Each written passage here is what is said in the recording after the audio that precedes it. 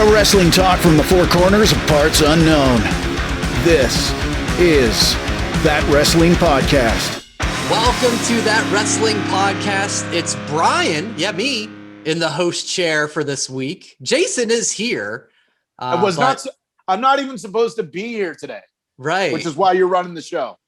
The unconfirmed rumors that I had heard was you were shamed out of the host chair for realizing how much the chicken sandwich wars were like the war of AEW and NXT. That's the rumor I've heard. It's unconfirmed, though.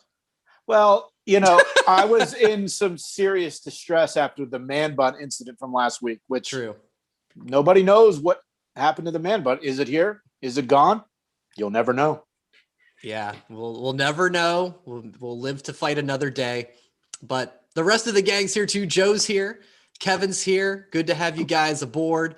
Before we go any further, we have a huge milestone amongst our group. Congratulations, Joe and his wife, on buying a brand new home, man. That's good shit. That is absolutely so. Congratulations. I am moving to another part of Parts Unknown. I'm going a little bit further south of Parts Unknown. So this is my last night in northern Parts Unknown. And for a wrestling chant, you deserve it. Yeah. You deserve it. Congratulations. Thank you, sir. Thank you all. I just thought it was because of the pay-per-view this past Sunday in your house that he just wanted to get something new. It all just came together. How ironic. Yes, congrats, Joe. So I guess even though I'm hosting, I suppose I can do whatever I want, but why mess with perfection? So let's start how we always do with what are you wearing? What are you wearing? What are you wearing? What are you wearing today? What are you wearing? What are you wearing? What are you wearing today?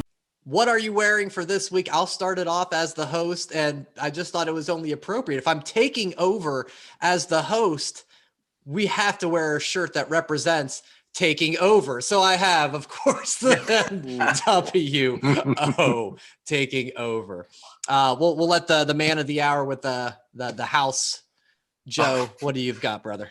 Well, I did not realize that I packed away all my wrestling shirts. Rookie move. I found it still counts as a wrestling shirt. It's from the Under Armour collection, the Project Rock. I got a Rock Respect shirt. So you got to respect that I still found a wrestling shirt, even though I packed everything away.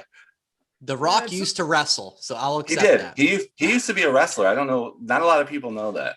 Yes, he's been a tooth fairy. He's done a whole lot of different things. The Wrestling Game Plan was one of them. The Game Plan was the best. It was the best Rock Game movie. Plan was his worst movie. We'll talk about that. Oh, no. How dare you? Is that when he was a football coach? Yeah, no, he was a football player. Gridiron Gang was when he was a coach. That was good, but Game Plan, I turned it off halfway through. But that's for another show. That Wrestling Podcast at the movies coming up next week. Kevin, I love the $1 million belt background that you've got. What are you wearing today? I'm going to talk about that in a little bit, but I don't have a $1 million man t-shirt. Actually, I do. I ordered one, but it ended up being a youth large. I'm sure you would still fit in it. It is from my wife's shirt. But I wore the closest thing with some dollars on it. I'm wearing a retro Ric Flair. Woo! Oh, yeah. That fits. I'll allow that. And Jason, sum us up, my friend. I will round this out. Homage. I've spent a lot of money there. I feel like I should be in like the Gold Members Club. This week, it is the Ravishing Rick Rude Homage t-shirt. If you're listening, Homage, come on, man. I got 2 shirts came today. I got 3 more coming next week. Come on, man. Come on. I got to ask, stock in the company. When you wear the shirt, do you put your hands behind your neck and like gyrate to make Ravishing Rick Rude gyrate on your shirt? I would. Well, when you watch the video wrestling fan of this video, when you watch the video version of the podcast, you'll get your answer. Mm-hmm. All right. Nice plug there. YouTube, That Wrestling Podcast. Well done. Guys, the biggest news of the week from what I gathered was the return of Samoa Joe to NXT. Now, to recap, the wrestling world was shocked to see that WWE released Joe just shortly after Mania. We haven't heard much about his plans as he was in the midst of the 90-day non-compete, but word broke over the weekend that NXT and specifically Triple H wanted to bring Joe back to NXT. And the noise only got louder at the end of TakeOver when William Regal said, it might be time for a change. People speculated Joe would be brought in to be GM of NXT. So we fast forward to Tuesday. Joe is brought out by Regal. He turns down the GM position, but accepts an enforcer position. So let's cover this from a couple different angles. I guess first off, Kevin, are you happy that Joe is back in NXT, or did you hope that he'd go to a different promotion like an AEW or Impact? I am glad he's back in NXT because NXT is still pretty dang cool in the WWE realm. I think Impact, he's already been in that realm. He would have been a huge fish in a small pond. And I feel that in AEW, if he would have came in like a Miro, but from what I read, he's still under concussion protocol from that too. So I wouldn't want him to go to AEW just to be on the mic or be something that he could be in NXT, because we've seen him in NXT and he, can go toe to toe, face to face with Cross. Can he wrestle him? No, but can he maybe put him in a chokehold and make him look tough while, maybe recovering from the concussion? So I am very glad that he's back. One thing that I really liked about that segment, and I don't know if Regal had Vaseline on his face, but it's that tear never moved. Yeah. There were tears, Kevin. It was an emotional moment. It was tears. That's how Englishmen cry. You were so heartless. But he got caught up in the moment a few times, and I was just okay, maybe he is really going to cry. And then, Cross came out, and it was a really, really good segment. And I thought Joe, it was a really, really good, return of Samoa Joe in NXT this past Tuesday. Regal has been known to be a man's man, if you remember that, guys. Joe, same question to you. You and Samoa Joe are BFFs. You gave him the nod at Disney World a couple of years ago, so you maybe had some insight. It back. Exactly. Your guys are boys. Same question. You happy he's in NXT? You wish he was going somewhere else? What do you think? No, absolutely. NXT, definitely. I was just glad that they brought him back. Kevin brought up the whole Impact and AEW, and Impact, it would have just been too much of, I think he would have just been big fish, small pond, and no one would have really noticed. AEW, non-compete, not being able to wrestle, they already have Taz for that. They didn't need Samoa Joe to go for there's too many managers in AEW. Too many legend managers in AEW. I think he would have just been white noise there. I was kind of hoping for a final tour of Ring of Honor, to be honest with you, but going back to NXT, being this enforcer for Regal, those two together, it's going to be amazing.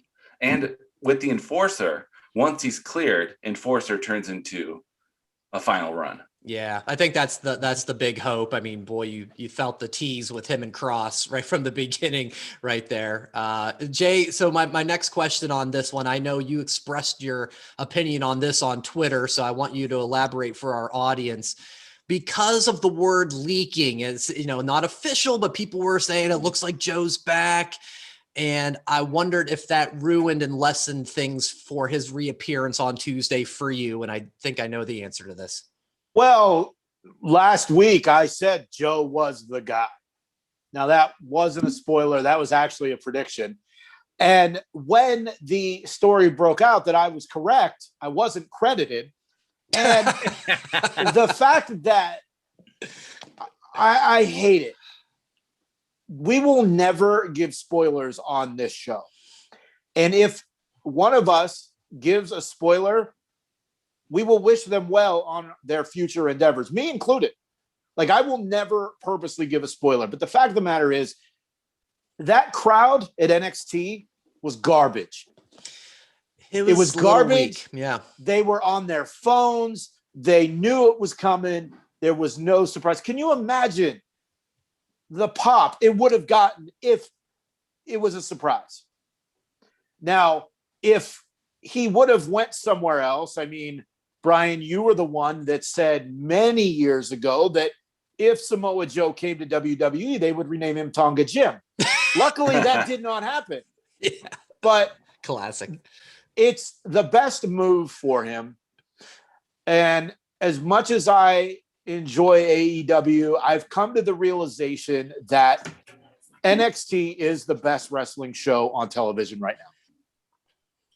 Great words. Anybody else with the leaks want to talk about how it felt? Because I admit, when the music hit, it certainly would feel different. If you think about like AJ Styles appearing at the Rumble or Edge appearing at the Rumble, like that was really no word leaking. It does feel different. Did it really dampen it for anybody else? Kev, what do you think? Partially, it's I don't want to undersell NXT, but like the events that you mentioned, it's kind of a big entrance too. And it's like Samoa Joe isn't coming back to wrestle. Like I still sat in my chair. Like there's times, where I'll jump up and get pumped upon a return, but I did go like, Joe. Yeah. Joe. Oh, the theme music. Come on. Like, it's so good. But like, I guess I wasn't as excited because, Jay spoiled it already. Yeah. Prediction, not spoiler. I'm just glad. Right. I'm happy for Triple H. That was the one when those cuts were announced that you just go, what are you doing? And it's just, as much as we're WWE fans, I hate seeing those sort of things because it's like, what? This guy's so talented. Anything you want him to do, he could do amazingly. And I'm glad that from all reports, Triple H stepped up and said, let's bring this guy back.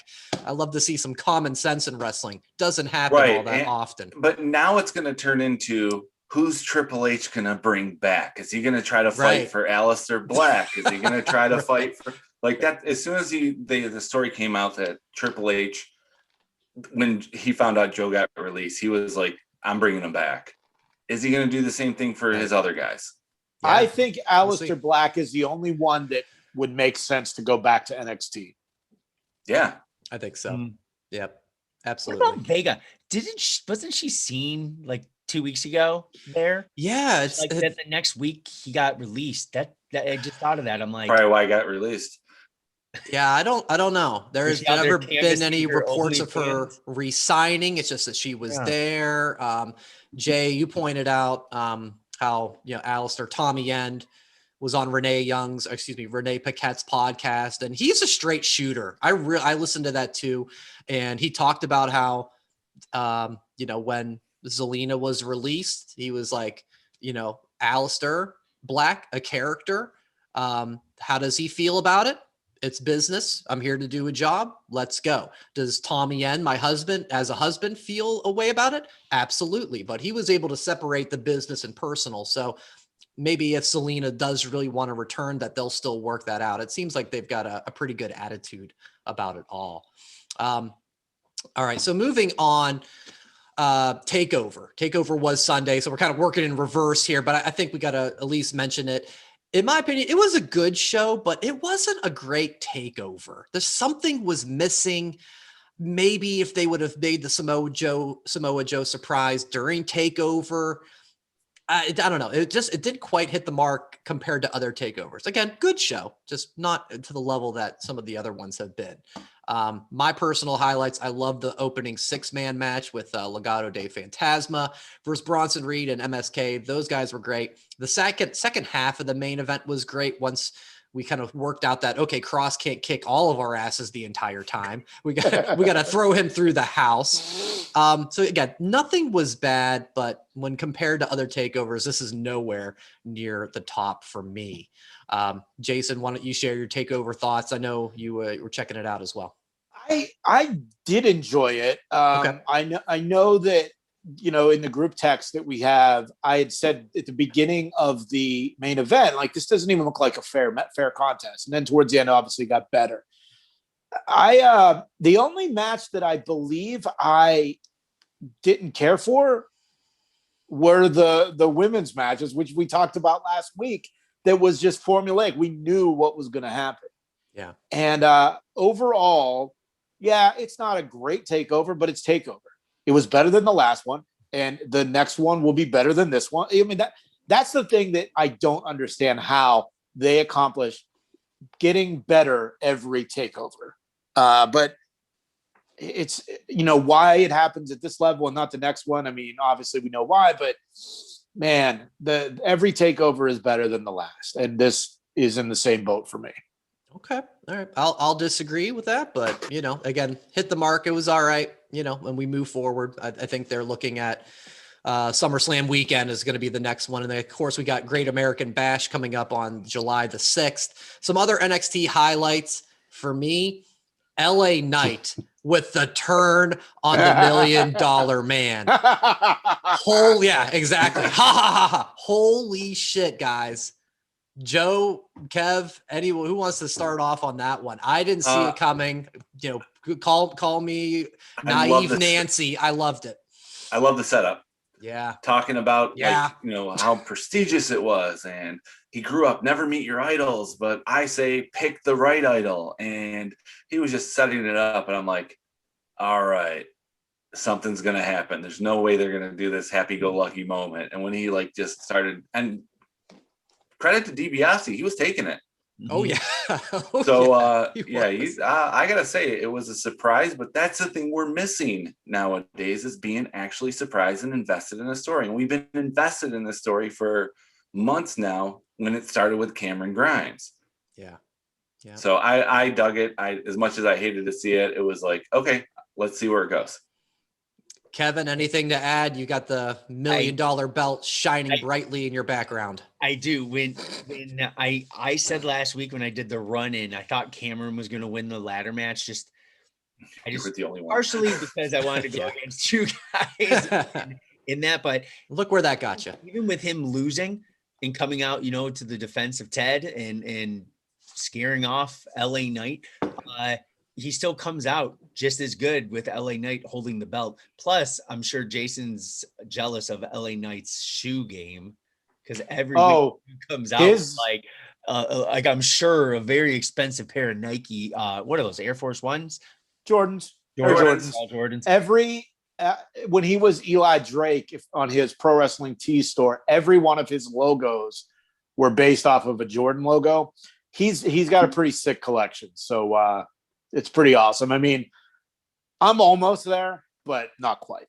No, I feel like LA Knight went from bad guy to heel. Now it's like mega heel. Like it's fantastic, and I can't wait to see where he goes. He looks like $1 million, and now he has the belt to prove it. So who are the other mega heels on NXT, Kevin? Killer Cross. Is he? Then there's Killer Cross as in mean and talking on the microphone. LA Knight's kind of like a cool heel asshole, where Killer Cross is more heel scary, I guess you could say. Legato, I'd say, are heels. Gargano. Yeah, they're kind of the goofy heels, right? Yeah. Right. They're the they fit a little different heels. Yeah. They're like the Seth Rollins. He's like reminds me of heel Seth Rollins. Right. Did you guys see the photo on social media of the way and their Click related gear? Wow, so good. I love the dog was Triple H. Yeah. I totally missed that. I don't know, what did they do to the dog? I didn't even realize it was the hunter. Like the hunter foo-foo, like circumstance. Yeah, I did see Triple H say, "Why are my ears so big?" But usually it just knows. The Greenwich snob. Yeah, and then Sean and Triple H took photos with the way. So if you go search them on social media, the Click with Shawn Michaels and HBK, which is pretty cool. So. Yeah, I love that Austin Theory did the Diesel thing during Tuesday's NXT. And we're not doing Diesel anymore. We're not doing the Click anymore. That was great. Yeah, I've never felt, pun intended, I never felt some kind of way when I saw Indy as Razor Ramon. The ooze and machismo is one thing. That was a little different for me, but nevertheless. Good stuff. Jason, to you. So we didn't come out of NXT with having any clue of who is going to go up against Cross. We already have set up O'Reilly, and Cole at Great American Bash. So they're out. Any clue on where they're going, or who would you like to see? I think now it's going to turn into not necessarily an open challenge situation, but we're going to see the guys that are somewhat new, maybe get run over by Cross. I would like to see Jake Atlas and Cross go because they've done indie work, I'm sure. Both being Southern California, Las Vegas area indies, I'm sure they've crossed paths at some point. Overall, I wouldn't mind Ciampa, but it looks like they're going tag team with him. The Samoa Joe thing, I feel like he can only beat everybody up for so long until he gets cleared. Then obviously him and Cross would be. Now I think Joe I think is the only believable one, unless Triple H does bring back an Aleister Black, or I know somebody had said a couple weeks ago that maybe Finn Balor goes back to the main roster, but I think Finn Balor could be another one that could be in that list of whether he's on NXT every week or maybe matches or every 2 or 3 weeks. But I just think he's just going to run through some of the roster, the mid-card roster, and guys that aren't going to win the title, but definitely could use the rub by going into the ring against somebody like Cross. Yeah, I think Joe, not Samoa Joe, but our Joe, also referenced Keith Lee. Like, where's been Keith Lee? He's the one who Cross beat for the title. Maybe they can bring him back. All to be determined. But I want to keep an eye too on Bronson Reed. He's been showing me a lot. He's pretty athletic for a really big guy. Maybe he's not next, but we could be talking more about him in like a year from now. I could see Pete Dunne. Being one of the guys he goes through, it's believable, but not winning. But at least we'll have a good match. Wait a minute. Okay, I got one. SummerSlam Takeover weekend. You're gonna say the same thing about that. I was waiting to say. Go on. No, on the count of 3, you guys say it together. All right. Ready? 1, 2, 3. Walter. All right. And I was gonna say SummerSlam NXT event. Maybe not for the title. Maybe it's my gosh! Yes. No title, because I was gonna say if Cross beats Walter, Walter's reign still goes. Yeah, it's just an exhibition, an inner promotion. US versus the UK. Hell, maybe all of SummerSlam is US versus UK. Save NXT versus NXT UK for Survivor Series Takeover. Maybe that's when they do it. Ooh, like that. Nice. I predicted Samoa Joe last week, so I'm sure I'm right on this one too. Well, in that case, if you're right, then we wish you the best on your future endeavors. Prediction, not spoiler. For SummerSlam NXT, we'll go with the second best option, Leon Ruff versus Rough Riders. We do love Leon. Oh man, good job booking the territory, Jason and Kevin. I'm all about it. Take my money for Walter and Cross. I like it. Let's move on to Monday Night Raw, and our resident hater in the house, Joe. I've already pulled up the text. I don't need to screen share. We're gonna say it word by word. Word by word. Raw wasn't terrible this week. It wasn't terrible. Hallelujah. It doesn't mean it was wait. great. Okay, Right. Wait. Before we go any further with that, sidebar. A couple weeks ago, my wife was visiting her sister and our nieces and nephews. My nephew is 12 years old, and she called me to hear him play the piano. And just being funny, I'm like, hey, man, can you play Peanuts, Charlie Brown? And he did it. And my wife's response wasn't terrible. I was like, what the fuck is wrong with you? My response was, you're going to get my respect. My comment was, you're going to get all the chicks. And her response was, it wasn't terrible. Yeah. Like, come on, Joe. Wasn't terrible. What a heel turn from your wife.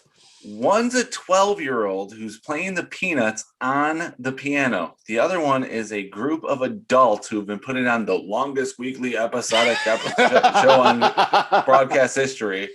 And it wasn't, to say it wasn't terrible, that's good for me, because later on we're going to be talking about our year predictions, like our resolutions of what we wanted to talk about. We and are? my we are. Brian, Well, late mentioned that. future episodes. Future episode. Yeah, okay, yeah. Okay. And my number one, you'll see why I'm very upset about this. It wasn't terrible, but the thing is, SmackDown and NXT are so much better. Look at the stories on SmackDown. Look at the people involved in them. Everyone's involved. You got Kevin Owens, you got Sami Zayn, you got Apollo Crews, you got Big E, you got Roman Reigns, you got the Usos, you got the Mysterios, you got Carmella, you got Bianca, you got Bailey, you got Seth Rollins and Bailey during Ding Ding. Point made. Point made is Yes. look at the difference in talent, and it's not that they're better performers. They just have better things to work with. While Raw, we're still getting the same repeats every week. And that's my problem. How dare you disrespect Jackson Riker? My goodness. No, Joe, I'm with you. I put and it by the way, what? I said earlier today on a milk carton, where is Damian Priest? Yeah, well, 100% right. Where's Jinder? And I'm actually being serious about There's this. only 3 hours of TV. They can't put everybody on every week, Joe. And did you hear all the list of people I listed for SmackDown? That's only 2 hours. Oh my gosh! All right. Well, I don't want to take it this direction. We could do that every single week, but. Joe, yeah, your headspace was where my headspace was. I just framed it a little differently in my notes. I put Raw had some good parts, I swear. So I just had it a little more optimistic in my wording. I think RK Bro and New Day over 20 minutes. That was great. They went through 2 commercial breaks. Yeah. You don't get that too often. I love that. I loved MVP egging on Kofi again, stirring the pot about how Woods took the pin. Hey, Kofi, good luck Sunday. Oh, wait, you don't have a match Sunday.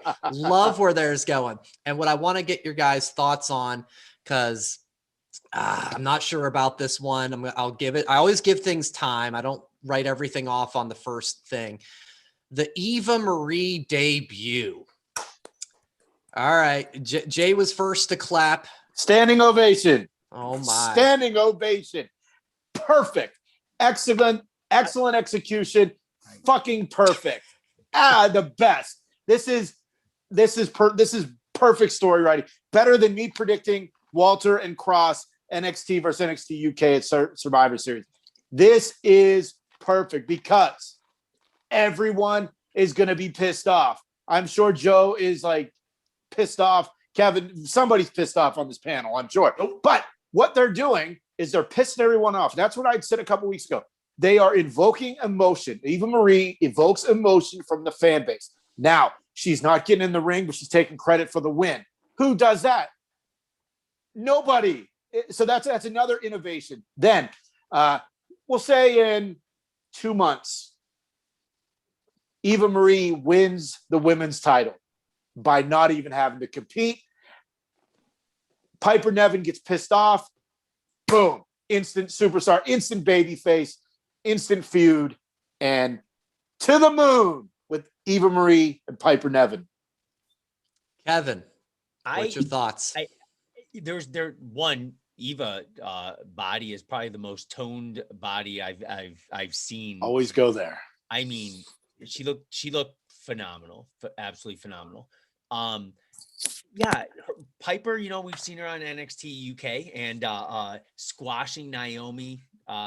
Maybe Naomi could have got a little offense, No, nothing. She wasn't prepared. She was not. She was one of my draft picks. She was not prepared for that match. That's not her fault. But Piper looked great for like a larger woman. She's kind of like Bronson Reed. Like she can move so well, and I know I couldn't do any of the stuff that she's doing in there, and she does like the side smash, and it was really cool. There's one thing I didn't get, and maybe Jay, you can help me. Leading down to the ring, Eva Marie was like so pumped, but at the end it was like, "Ooh, don't touch me." Or like when Piper would like be really close, like Eva was like irritated or something. Like I didn't quite understand that. I think that's the angle. It's all good. And then maybe it's Piper was sweaty and Eva doesn't want to deal with that. Or give me my victory. I'm done with you for now. You did what you were supposed to do. And on Twitter, Eva retweeted that that's her protege. So moving forward, I'm curious to see where that goes, but I absolutely loved it. If Evolution is a t-shirt, I'm going to go buy one. And I'm not even waiting for the sale for 4th of July. I'm waiting for my Britt Baker sale. What say you, Joe? Well, I only had 2 words for it, and Jason, your response makes my 2 words even better.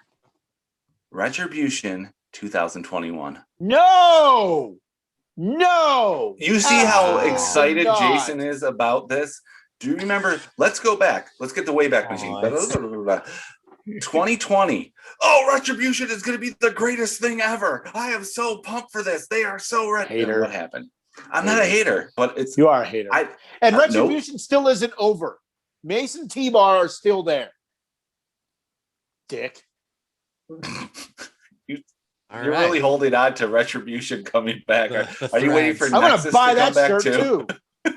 It's buy on that clear- shirt too. That's on actually clearance. Yeah, that's on clearance by now. I'll buy You the know, cardboard Jason- standees to put behind me every week too. Jason's still waiting for the Union to come back with a Mankind Test my Big God. Show. Yeah, that's where we're going. I don't with. even know what that is. Damn, that didn't last long. Don't worry, guys. Neither will this. You keep wow. You keep saying Piper. Hi, I'm the Raw announce team. Who's Piper? Oh yeah. Yeah, that was weird. I hate that. Yeah. I hate it. I get it. NXT UK isn't big. The Mae Young Classic that she was in was a long time ago. But I hate hate having my intelligence insulted. So that was my only real complaint. The gimmick and everything else is fine, but I didn't like that. Who is she? Well, I have your answer. Jimmy Smith is new to Raw. But Byron and Corey were doing the same Corey thing. aren't.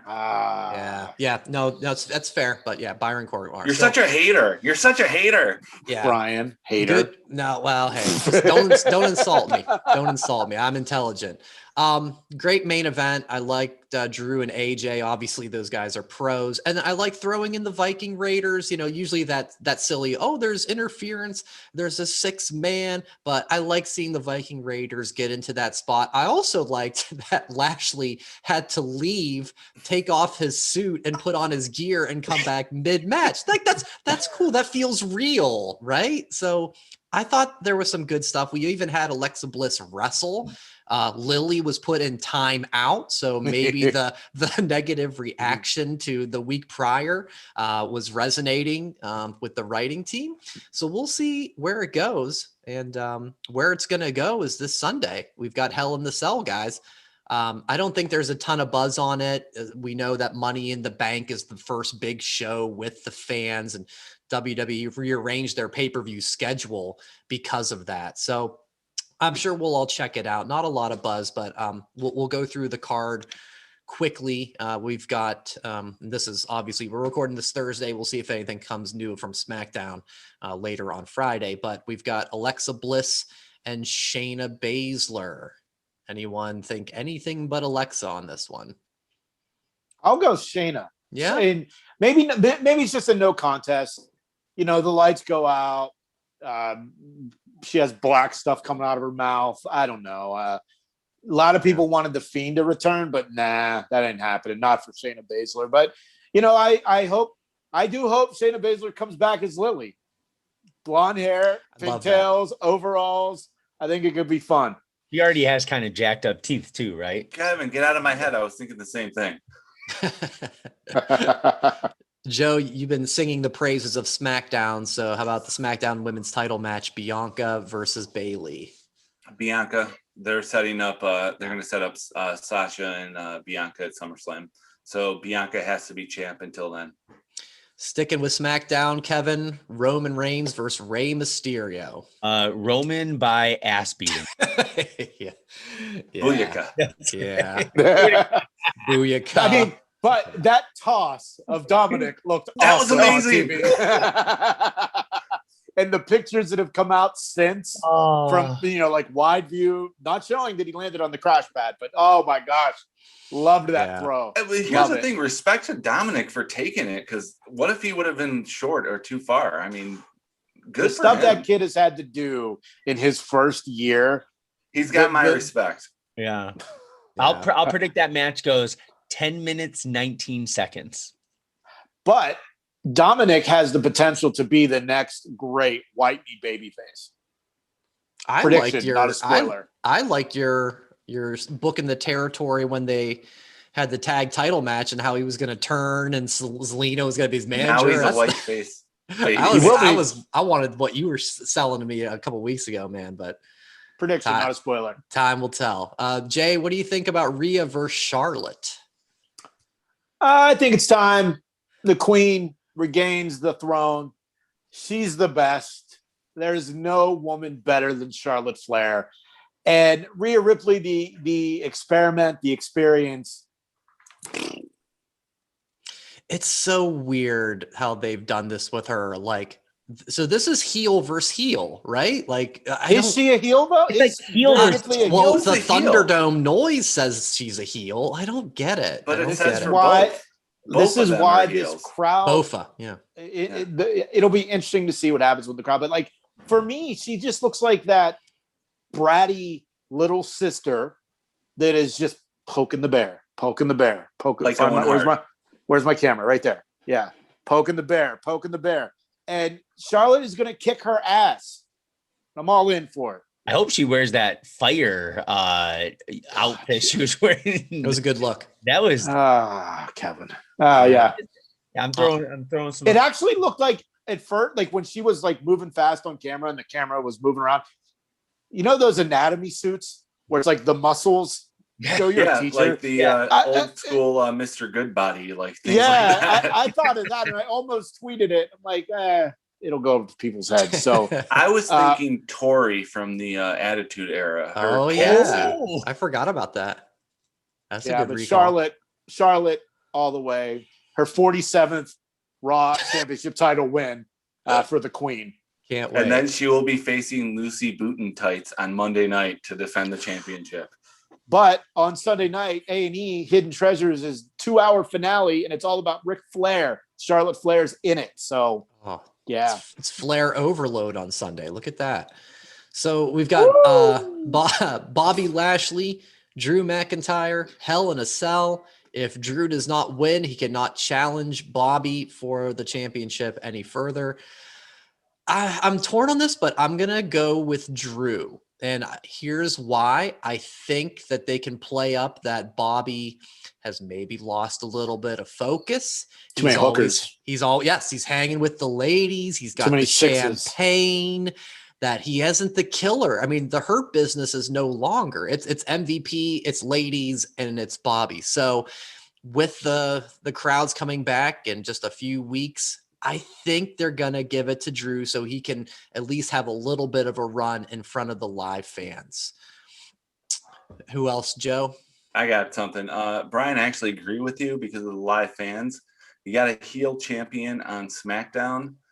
You're going to need a face for Raw when they go back live. Like that. And I like your idea because I was thinking the same thing. Bobby has lost the focus because he's got the champagne, he's got the VIP room, and this is my prediction. And it's not as good as a Jason prediction, but I'm going to book the territory on this one. Bobby loses, blames MVP for losing the focus. MVP turns on Bobby and aligns with Kofi, but Bobby beats Drew at Money in the Bank to face Brock Lesnar at SummerSlam. When does Brock come back?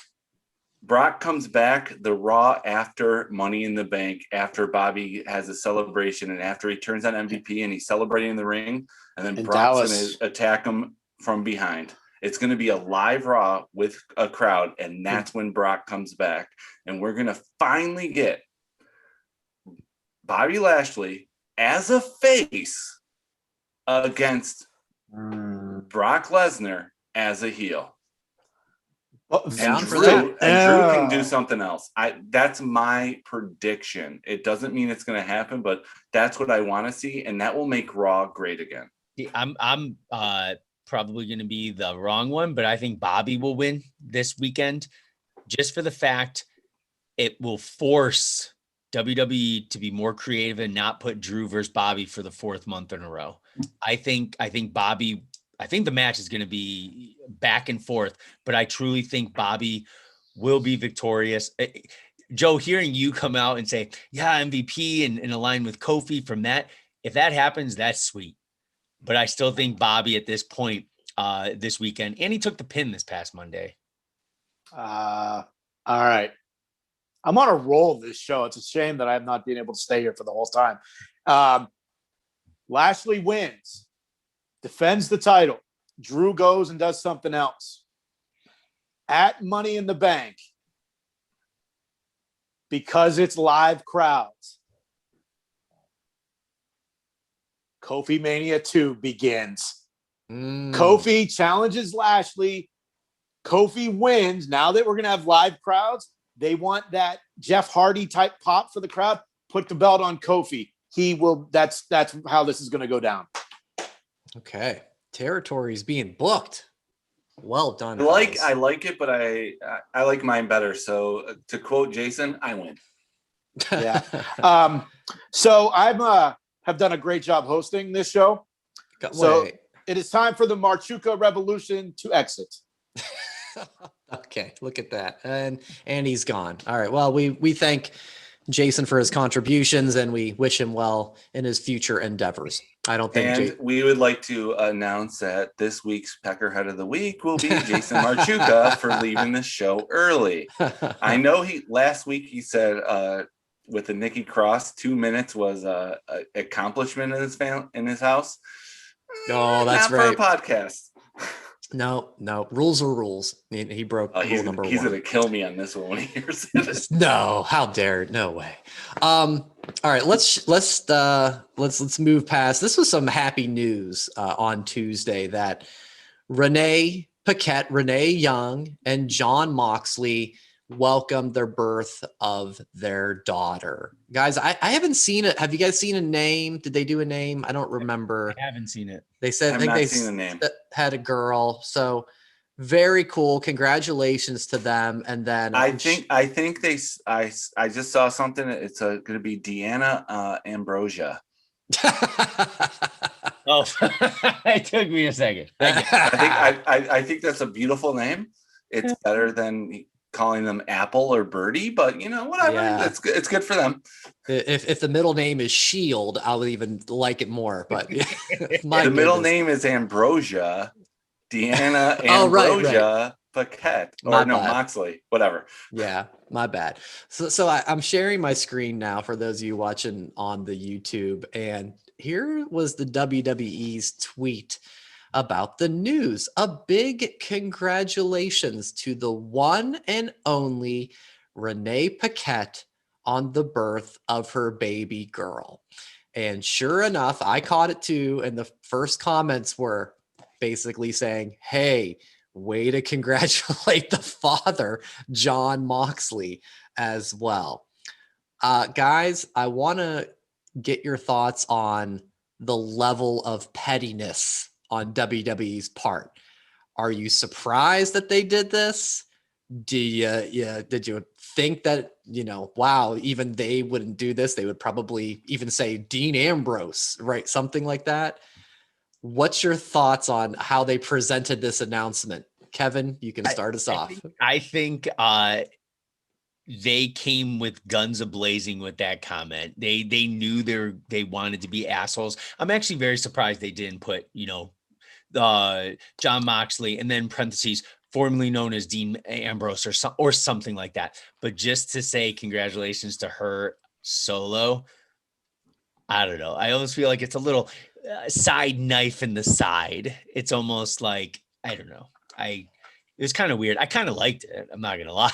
I like the hostility towards it. It's definitely hostile. Throwing a little bit of shade. What do you think, Joe? Were you surprised? Is it like, oh yeah, that's what WWE does? If you're not in the company, you're out of here. Here's the thing. I'm going to be positive on this one. I don't think they meant any ill will. Really? I think they were giving Renee Paquette, Renee Young, respect. I think they were basically saying like, we love you, Renee. Good luck. And I don't think they were meaning to be disrespectful to Moxley. I really don't. And I just want to I just thought they didn't have to say anything. They really didn't. Let's think about it. They did not have to say a word about this, but they did. And they were basically showing their love towards Renee. It didn't mean they were disrespecting Moxley. What they were doing was just basically saying, we love you, Renee. Congratulations on the child. And when they say the one and only, they were giving her respect. They were, yeah. I don't think they were disrespecting Moxley. And I'm going to this is something that only probably 5 people who are listening understand. And it's an old stand-up thing I remember from Jim Gaffigan when he says, when you really think about it, the male contribution to human life is really pathetic. We basically get credit for 10 minutes of things we think about all the time anyway. The women have to do way more than that. So it's they were giving respect to Renee Paquette, and I am too. I'm very happy that they had the baby. I'm very happy for both of them. But I don't think, when Brian, you said, oh, kind of crappy, and everyone's looking for the negative. Why are we looking for the negative when we can think of the positive of a new family has begun? Well, no, you're absolutely right on that. But I just think because Moxley was such a part of WWE and they met in WWE that there's so many threads. I mean, Renee isn't really part of the company anymore. That's why John. They didn't have to say anything. Right, but that's the same position as John Moxley. They don't work there, so there's why wouldn't characters in that tweet? They could have put that name in there. yeah. Okay, you know what I think the test will be? I'm gonna. You counted the characters. No, I here's what I'm gonna look into, and I never thought I'd say this, but that's how deep we're gonna analyze this. You guys know Lacey Evans is pregnant. Mm-hmm. When Lacey has her baby, when did that happen? Well, remember the whole story with Nate and according to Raw writers, we don't remember a month ago. Okay, well, that's why they keep Negative Joe's back. That's all right. We welcome back, but no. So Lacey, she's taking time off. She's having, I believe, her second child, and we'll see when that tweet comes out. If that tweet just congratulates Lacey and not her husband, who I believe is just a regular guy. He's not a member of the WWE superstar family or anything. So if it does that, then I'll go, okay, maybe that's how they do it. But if they congratulate Lacey and her husband, Josh Schmo, then I'm going to say, what a terrible gotcha. In actuality, I would have loved it if it would have said Lacey and her husband, if it would have said Renee Paquette and her husband. See, that would have been Kevin. I agree with you. If they would have said Renee Paquette and her husband, that would have been disrespectful. That would have been awesome. Yeah, I feel like they should have. I would have totally agreed with Brian on that one. If it's congratulations to Renee and her donor for this, it's no, that would have been terrible. That's a bullseye right there. All right, putting in my notes. Google when Lacey Evans is having her due date so I can check for that tweet. I'm going to predict end of September. Okay. All right. We'll keep you updated on all of that. Wow, that's amazing. Real quickly, guys, before we get to our 5 count for this week, the news has been starting to break a little bit lately that the WWE wants The Rock to return at the Survivor Series this year. It would mark 25 years after his debut at the Survivor Series in Madison Square Garden back in 1996. Real quick, obviously, we'd all love The Rock to come back and wrestle. My question, though, is, respect, Joe. My question is, what percentage do you put on The Rock wrestling at Survivor Series? Kevin, give me your percentage number. What do you say? Trying to think if he's filming movies. I'm going to say, okay. So 100% showing up and wrestling. I'm just say wrestling again. This doesn't count I'm doing a promo in the ring or a video in the intro package. Literally, it's going to be Rock versus R-Truth or something. 66.67%. Okay, that is 2 out of 3 chances. I gotcha. Joe, what's your percentage number? In honor of his anniversary, I'm going to go 25%. he's got too many things going on. He's got too many, as much as we'd love to see it, because Undertaker had the 25th anniversary a few years ago, and Rock definitely deserves that respect. I don't see Rock coming back unless it's WrestleMania. So I'm going to go 25%. I'm not going to go Steiner math and make it add up to 141.3859 pi, whatever the hell it is, but whatever. Thank you. Yeah, school's out for summer. We all know that. I'm done. I'm going just a touch higher than you. I'm going to say like 38%. It's kind of a wishy-washy answer. 38 special. Yeah, I'd like the allure of 25 years. So I think, if he has the itch, if the schedule reigns, it's a chance, but he is getting older, and it is Survivor Series. It's not Mania. He just turned 49. Yeah, so I don't think it's likely, but I'm not completely ruling it out. We'll definitely be keeping an eye on that. Guys, lately there's been a couple of wrestlers that, since we've started the podcast, that we've admitted that, you know what, these guys are starting to win me over. And that's going to be the theme for this week's 5 Count. That Wrestling Podcast presents the 5 Count.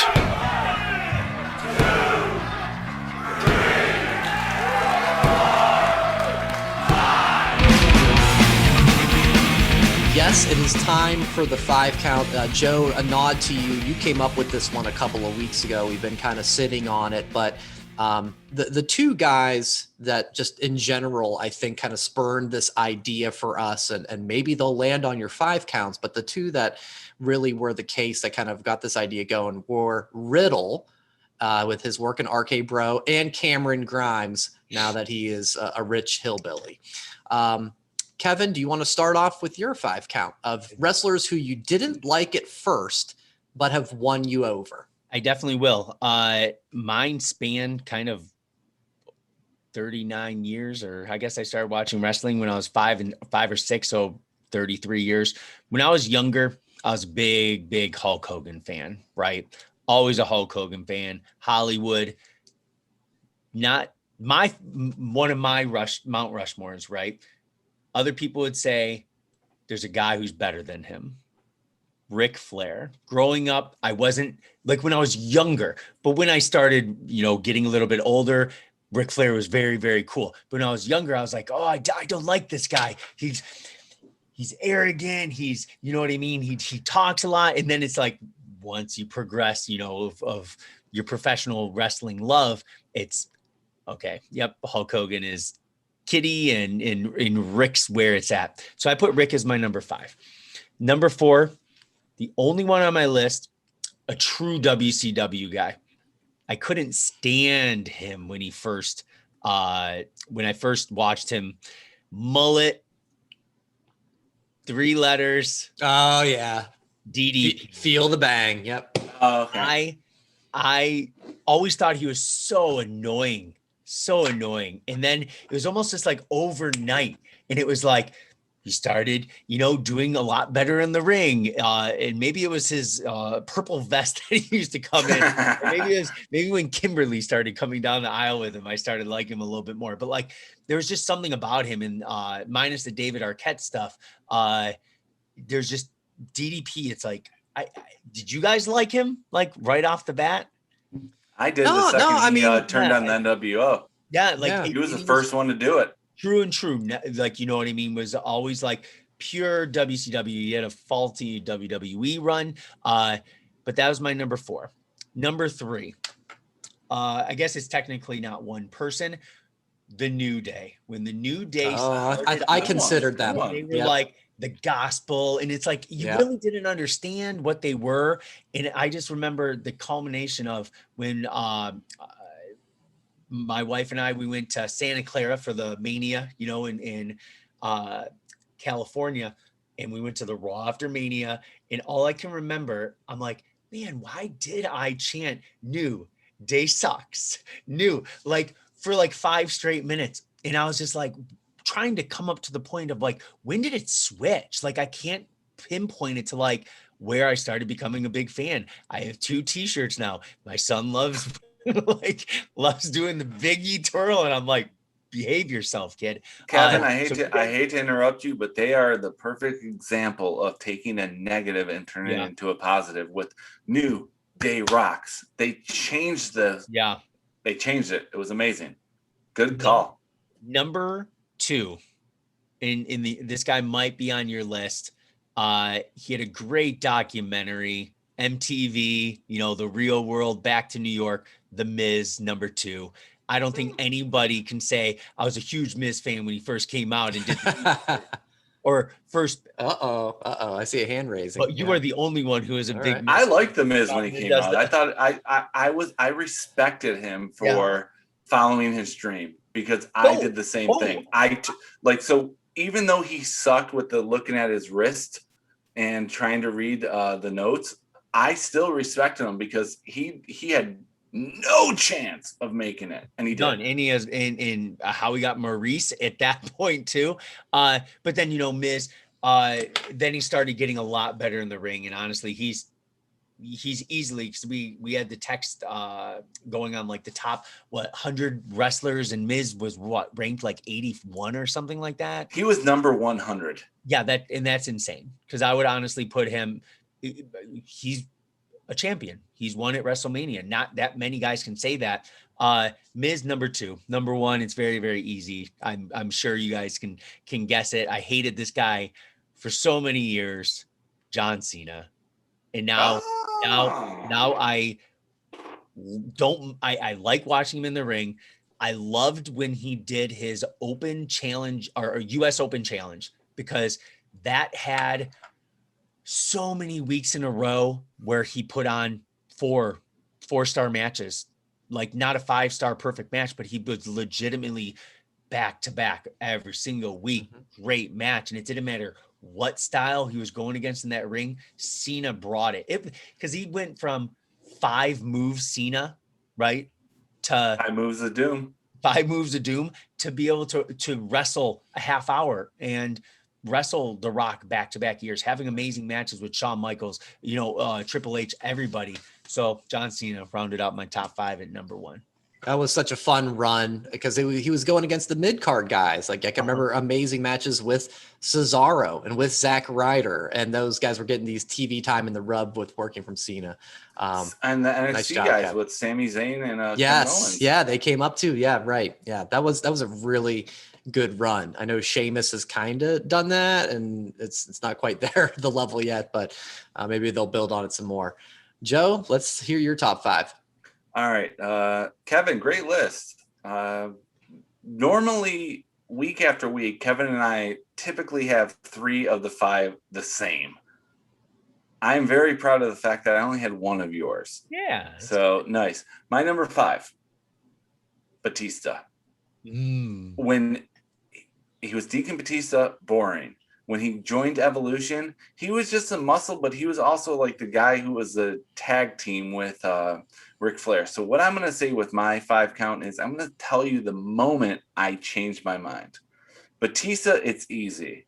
It's the moment everyone changed their mind. Thumbs down. That was Hunter. I knew what I was going to do for a long time. And after that moment, we had, and it's been a while, we had a made guy. We had a made guy who's never had a bad match or program since that time. He, like, even when he was like, Ray, I'm going to knock your block out. And the best match we were all at, thanks, Brian, by the way, for those tickets, WrestleMania 23 against The Undertaker. I got to say, Batista's my number 5. Good choice. Number 4. And it's appropriate he's number 4 because he puts these fingers up all the time. That would be Ric Flair. Okay. All right. Number 4 from the 4 Horsemen, Ric Flair. And the moment I started liking Ric Flair, remember, I'm a WWE guy, WWF guy. Growing up, I didn't really watch NWA or WCW. When he came over to the WWF, he was with the Brain. And his first, like, his big feud for the belt was with Randy Savage. You know my love for him. She was mine before she was yours. Great stuff looking back on it. But at the time, I'm like, no, how dare you?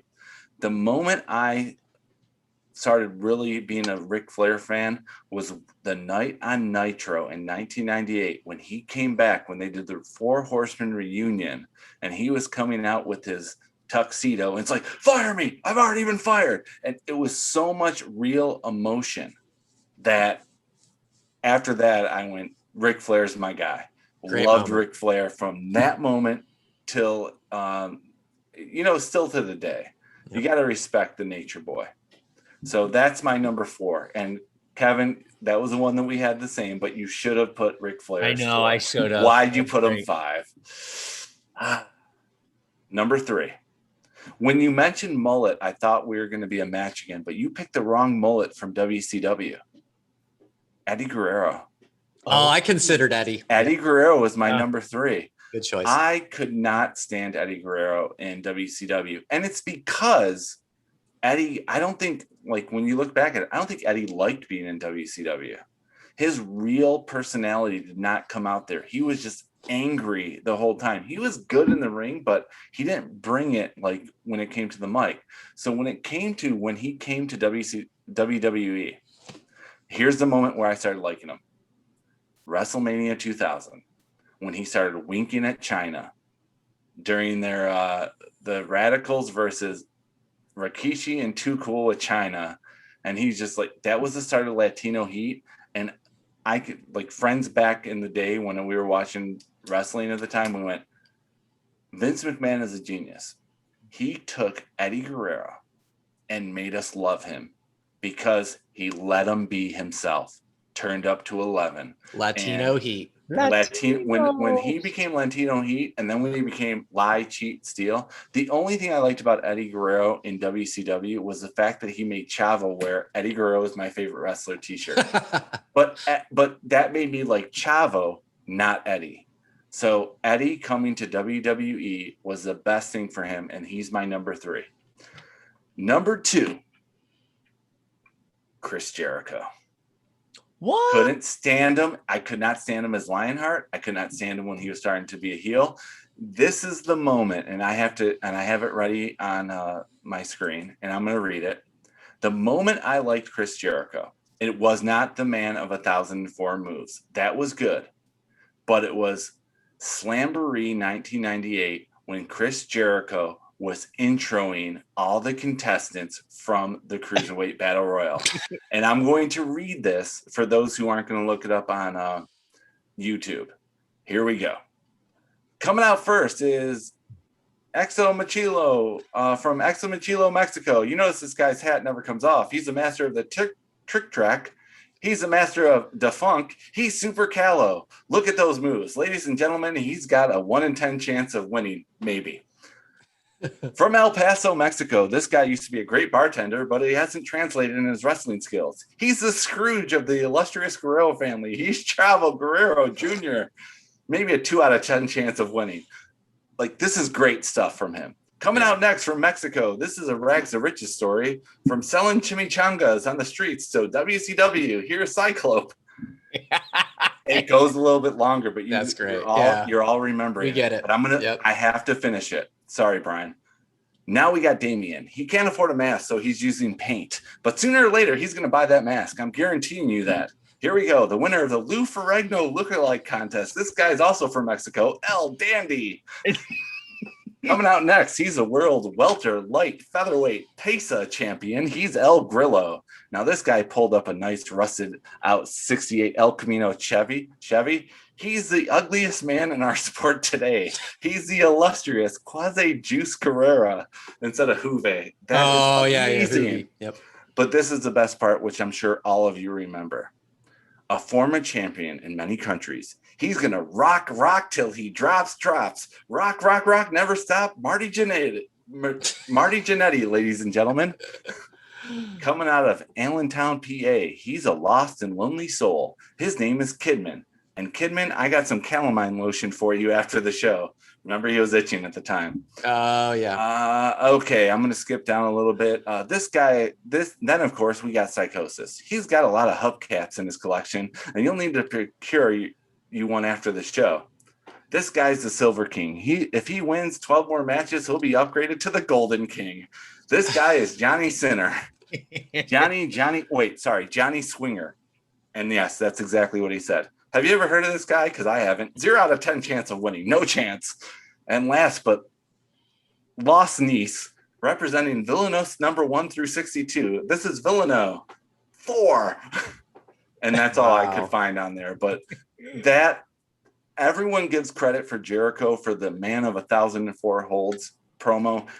Stampede 1998 was the best promo he did when he was introducing everyone.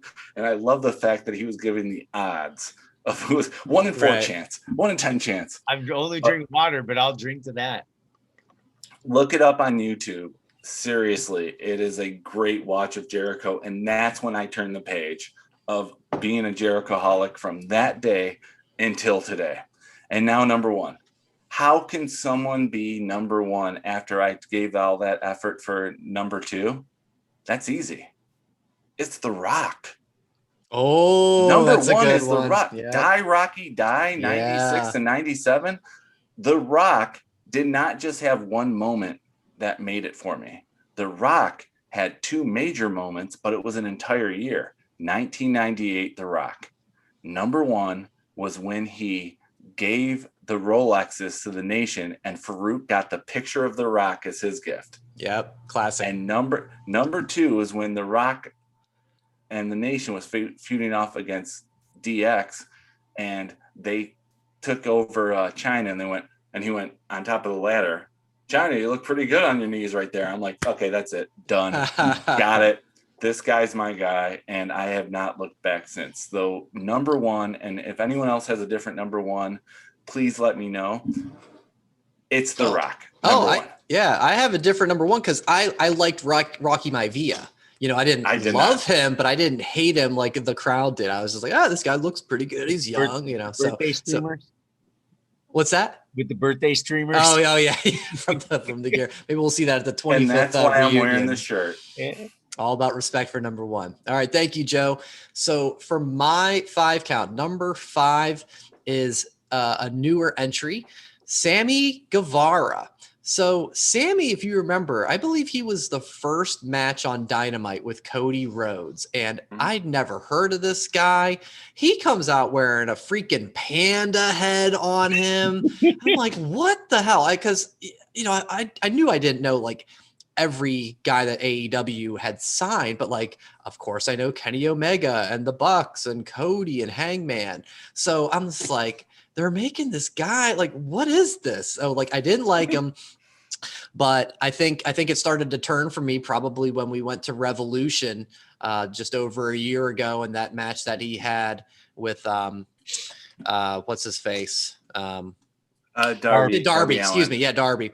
That match was incredible. And yeah, his ring work is just something good. He's ditched the panda. He went heel after that match, later on when the Inner Circle had their first, pairing, if you will, at the end of the show. So Sammy's my number 5. Yeah, wasn't feeling him that moment, but he definitely grew on me. My number 4 is Elias.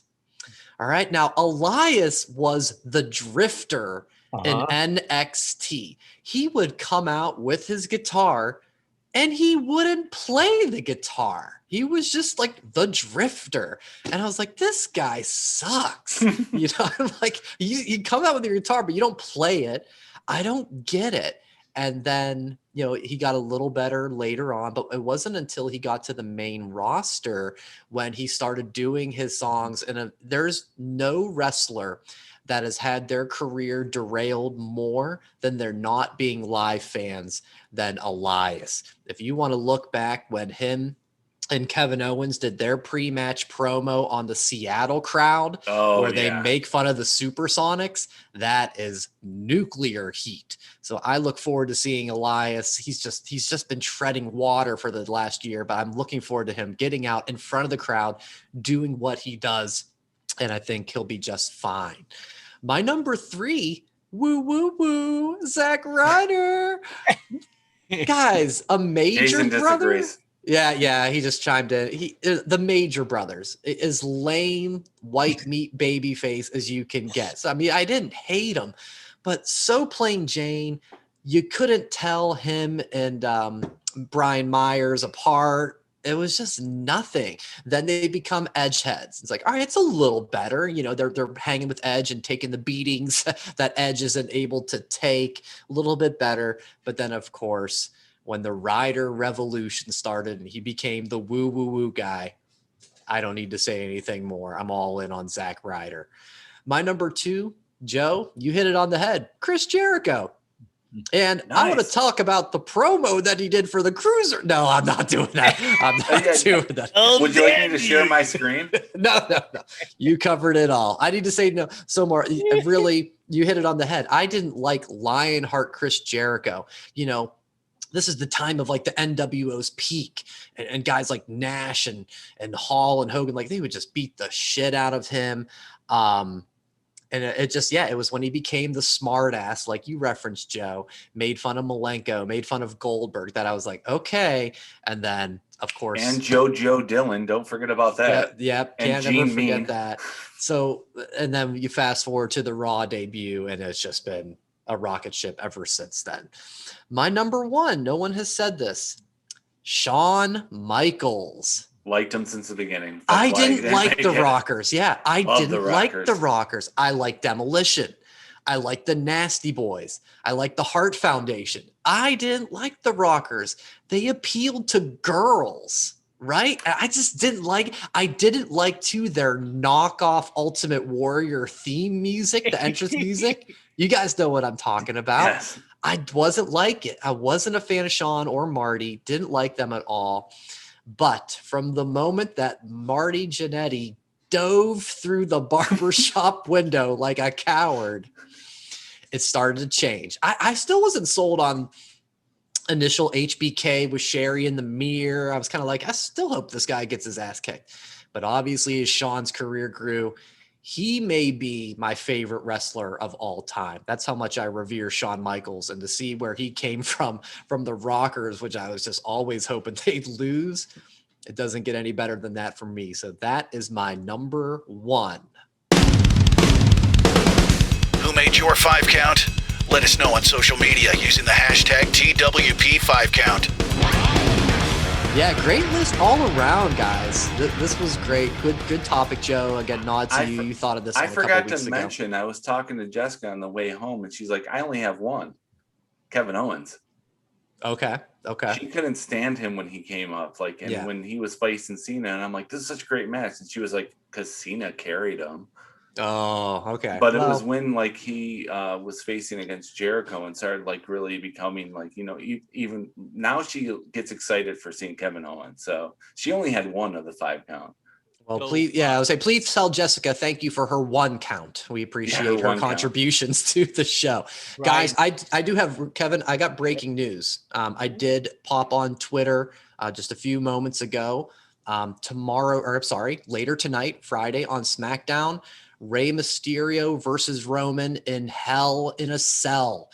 They have apparently moved it up to Friday night SmackDown. Just came in, breaking news. You're hearing it here on the pod.